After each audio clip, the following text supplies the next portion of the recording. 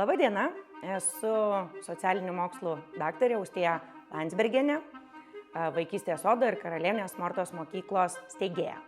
Šiandien mes kalbėsime apie ribas. Kodėl ribos yra svarbu, kodėl svarbu jas brėžti ir kaip mes galime jas brėžti.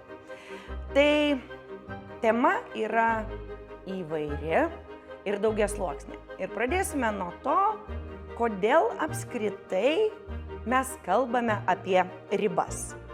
Ir kodėl yra normalu tėvams nerimauti dėl to, kad reikia brėžti ribas.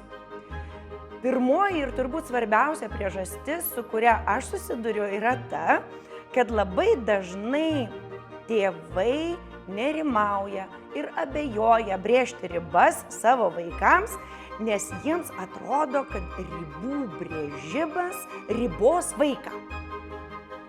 Kad, jie galvoja, kad tam tikros ribos vaiką, neatsižvelgs į jų nuomonę, neatsižvelgs į jų jausmus. Bet tai nėra tiesa. Norėčiau iš karto tą pabrėžti ir nuraminti visus, kurie jaudinatės.